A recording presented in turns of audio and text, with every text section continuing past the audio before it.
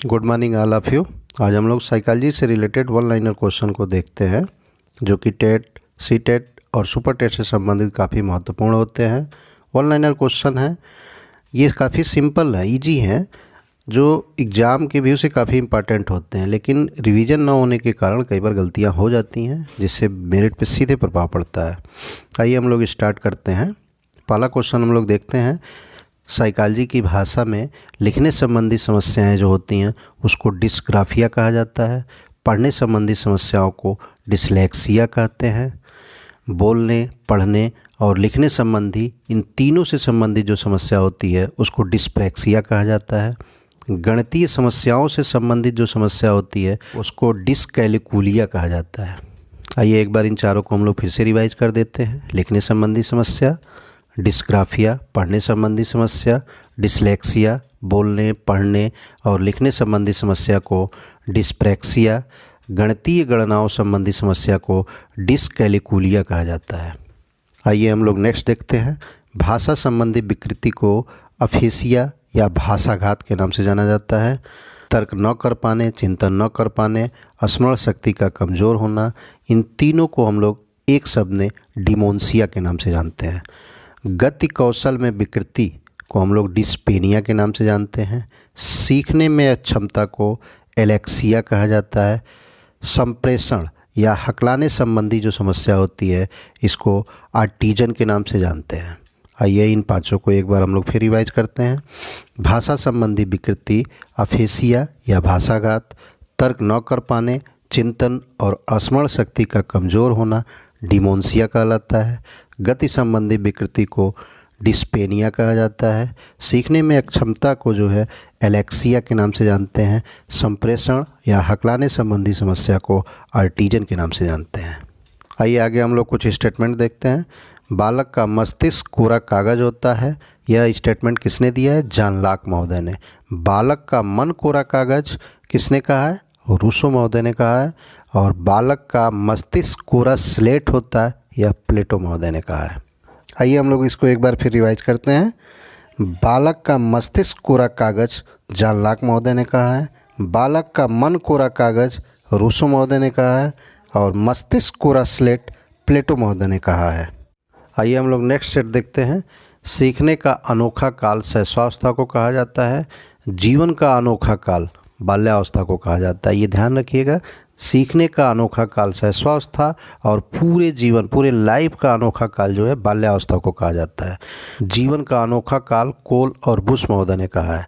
सीखने का आदर्श काल आइडियल पीरियड ऑफ लर्निंग शैशवावस्था को कहा जाता है, जो कि बैलेंटाइन महोदय ने कहा है। आइए इन तीनों को एक बार हम लोग फिर से रिवाइज करते हैं। सीखने का अनोखा काल शैशवावस्था को कहा जाता है। जीवन का अनोखा काल बाल्यावस्था, जिसको कोल और बुश महोदय ने बताया है। सीखने का आदर्श काल यानी आइडियल पीरियड ऑफ लर्निंग शैशवावस्था को कहा जाता है, जिसको बैलेंटाइन महोदय ने बताया है। हम लोग नेक्स्ट क्वेश्चन को देखते हैं। बालक को जो कुछ भी बनना होता है वह प्रारंभिक 4 से 5 वर्षों में ही बन जाता है, यह स्टेटमेंट जो है सिगमंड फ्रायड का है। अगला देखते हैं हम लोग। 3 से 6 वर्ष की अवस्था अर्ध स्वप्न की अवस्था या इसको हम लोग स्व केंद्रित अवस्था के नाम से जानते हैं। थॉर्नडाइक महोदय ने इस स्टेटमेंट को दिया है। नेक्स्ट क्वेश्चन देखते हैं। बालक के हाथ, पैर और नेत्र उसके प्रारंभिक शिक्षक होते हैं, यह कथन रूसो का है। आइए इसको हम लोग एक बार फिर से रिवाइज कर लेते हैं। बालक को जो कुछ भी बनना होता है वह प्रारंभिक 4 से 5 वर्षों में ही बन जाता है, सिगमंड फ्रायड महोदय ने कहा है। 3 से 6 वर्ष की अवस्था अर्ध स्वप्न की अवस्था या स्व केंद्रित अवस्था, इस स्टेटमेंट को थॉर्नडाइक महोदय ने कहा है। बालक के हाथ, पैर और नेत्र उसके प्रारंभिक शिक्षक होते हैं, यह कथन रूसो महोदय का है। हम लोग अगले कथन को देखते हैं। बालक के संपूर्ण मानसिक विकास का 50% प्रारंभिक 3 वर्षों में तथा 90% 5 से 6 वर्षों में ही हो जाता है, यह कथन जो है गुड इनफ का है। Next statement. शैशवावस्था का प्रारंभिक 2 वर्ष मानव जीवन का आधार होता है, यह स्टेटमेंट स्टैंग महोदय का है। नेक्स्ट स्टेटमेंट हम लोग देखते हैं। शैशवावस्था के प्रथम 6 वर्षों में वह लगभग उतना सीख लेता है जितना वह बाल्यावस्था व किशोरावस्था के 12 वर्षों में सीखता है, यह गैसल महोदय ने कहा है। आइए हम इन तीनों कथनों को एक बार पुनः रिवाइज करते हैं। बालक के संपूर्ण मानसिक विकास का 50% प्रारंभिक 3 वर्षों में तथा 90% 5 से 6 वर्षों में ही हो जाता है, गुणन ने कहा है। शैशवावस्था का प्रारंभिक 2 वर्ष मानव जीवन का आधार होता है, स्टैंग महोदय ने कहा है। शैशवावस्था के प्रथम 6 वर्षों में वह लगभग उतना सीख लेता है जितना वह बाल्यावस्था और किशोरावस्था के 12 वर्षों में सीखता है, गैसल महोदय ने कहा है। अगला हम लोग देखते हैं नार्सिसिज्म, स्वप्रेम की भावना शैशवावस्था को कहा जाता है। सिगमंड फ्रायड महोदय ने कहा है एक्चुअली नार्सिसिज्म जो है यूनान के एक व्यक्ति नार्सिसिस्ट के नाम से लिया गया है, जो अपने आप से अत्यधिक प्रेम करता था और बच्चे भी शैशवावस्था में अपने आप से अत्यधिक प्रेम करते हैं, इस नाते इस अवस्था को नार्सिसिज्म की अवस्था भी कहा जाता है। अगला हम लोग देखते हैं ऑडिपस भावना ग्रंथि, ऑडिपस कॉम्प्लेक्स। यह पित्त विरोधी ग्रंथि होता है।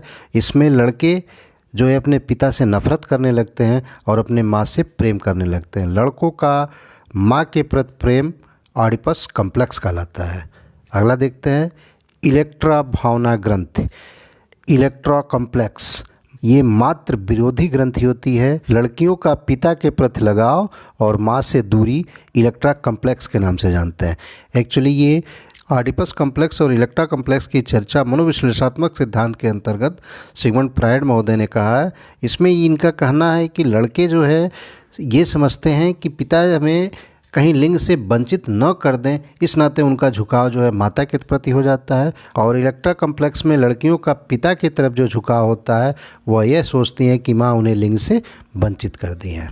आइए अगला हम लोग देखते हैं आप मुझे एक बालक दे दो, मैं उसे जो चाहूँ बना सकता हूँ, वाटसन महोदय ने कहा है। अगला हम लोग देखते हैं मानव जीवन का स्वर्णिम काल किस अवस्था को कहा जाता है, बाल्यावस्था को कहा जाता है। अगला हम लोग देखते हैं 20वीं सदी बालकों की शताब्दी होगी, यह कथन क्रो एंड क्रो महोदय ने कहा है। आइए इन तीनों को एक बार हम लोग फिर रिवाइज करते हैं। आप मुझे एक बालक दे दो, मैं उसे जो चाहूँ बना सकता हूँ, जे.बी. वाटसन महोदय ने कहा है। मानव जीवन का स्वर्णिम काल बाल्यावस्था को कहा जाता है और 20वीं सदी बालक की शताब्दी क्रो एंड क्रो ने कहा है। आइए हम लोग नेक्स्ट देखते हैं प्रारंभिक विद्यालय आयु, प्राइमरी एलिमेंट्री एज हम लोग बाल्यावस्था को कहते हैं।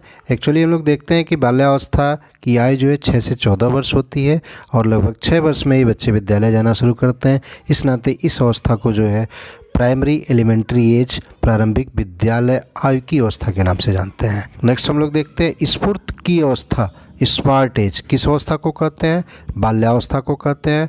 हम लोग देखते हैं कि बाल्यावस्था के दौरान बच्चे दिन भर खेलते कूदते रहते हैं, उछल कूद करते हैं, उनमें काफ़ी स्फूर्ति होती है, इस नाते इस एज को हम लोग स्फूर्त की अवस्था या स्मार्ट एज के नाम से जानते हैं। नेक्स्ट देखते हैं हम लोग गंदी अवस्था, डर्टी एज किस अवस्था को कहते हैं, बाल्यावस्था को कहते हैं।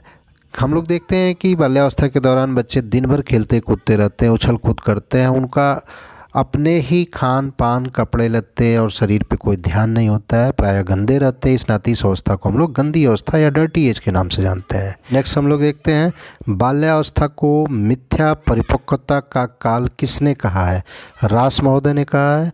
स्पीडियो मैच्योरिटी एज यानी मिथ्या परिपक्वता, यानी हम लोग देखते हैं कि बाल्यावस्था के दौरान बच्चे जो व्यवहार करते हैं कई बार उनका व्यवहार एक परिपक्व व्यक्ति के समान महसूस होता है, तो हम लोगों को लगता है कि बालक परिपक्व हो गया, जो कि ऐसा नहीं होता है, वो मिथ्या परिपक्वता को दिखाता है, एक झूठी परिपक्वता को दिखाता है। इस नाते रास महोदय ने बाल्यावस्था को मिथ्या परिपक्वता की अवस्था के नाम से कहा है।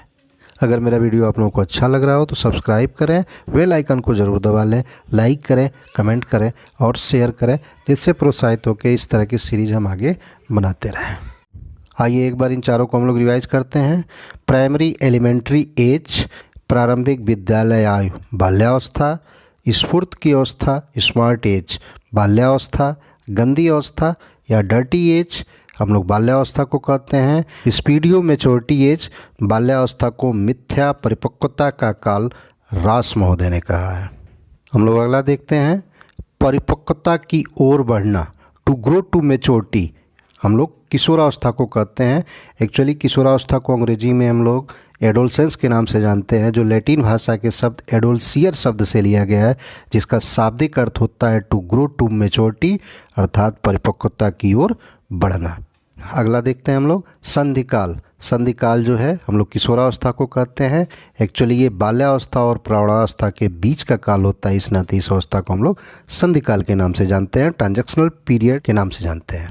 अगला हम लोग देखते हैं समस्यात्मक अवस्था, प्रॉब्लम एज। किशोरावस्था एडोलसेंस को कहा जाता है। वीर पूजा की भावना की अवस्था, एज ऑफ हीरो वर्शिप या एडोलसेंस या किशोरावस्था को कहा जाता है। आइए इन चारों को हम लोग एक बार फिर से रिवाइज करते हैं। परिपक्वता की ओर बढ़ना, to grow to maturity, adolescence को कहा जाता है। ट्रांजैक्शनल पीरियड, संधिकाल, किशोरावस्था को कहा जाता है। प्रॉब्लम एज, समस्यात्मक एज, किशोरावस्था को कहा जाता है। वीर पूजा की भावना की अवस्था, age of hero worship, adolescence को कहा जाता है। हम लोग आगे किशोरावस्था से संबंधित कुछ स्टेटमेंट को देखते हैं। किशोरावस्था शैशवावस्था की पुनरावृत्ति की अवस्था है, यह रास महोदय ने कहा है। हम लोग नेक्स्ट देखते हैं किशोरावस्था को संघर्ष, तनाव, तूफान, विरोध की अवस्था किसने कहा है? स्ट्रेस, स्ट्रेन, स्टॉर्म और स्टिफ की अवस्था किसने कहा है? स्टैनले हॉल महोदय ने कहा है। आगे हम लोग कुछ शिक्षण विधियों को देखते हैं। आगमन और निगमन विधि के जनक कौन है? अरस्तु। संवाद विधि के जनक कौन है? प्लेटो। प्रश्नोत्तर विधि के सुकरात। तर्क विधि के हीगल। आइए इन चारों को हम एक बार पुनः देखते हैं। आगमन निगमन विधि के जनक अरस्तु, संवाद विधि के प्लेटो, प्रश्नोत्तर विधि के सुकरात, विधि के हीगल महोदय हैं। नेक्स्ट, अभ्यास और आवृत्ति विधि के जनक पेस्टोलॉजी हैं। अनुदेशन प्रणाली के हर्बर्ट स्पेंसर। प्रोजेक्ट विधि के जनक किलपैट्रिक। किंडरगार्टन विधि के जनक फ्रोवेल है। और समाजविद विधि के जनक जैकब एल मोर्ने हैं। आइए एक बार इनको हम लोग पुनः देखते हैं। अभ्यास और आवृत्ति विधि के जनक पेस्टोलॉजी। अनुदेशन प्रणाली के हर्बर्ट स्पेंसर। प्रोजेक्ट विधि के किलपैट्रिक। किंडरगार्टन विधि के फ्रोवेल और समाजमिति विधि के जनक जैकब एल मोरेनो है। नेक्स्ट हम लोग देखते हैं शिक्षा एक त्रिध्रुवीय प्रक्रिया है, किसने कहा है? John Dewey. शिक्षा एक द्विध्रुवीय प्रक्रिया है, जॉन एडम्स।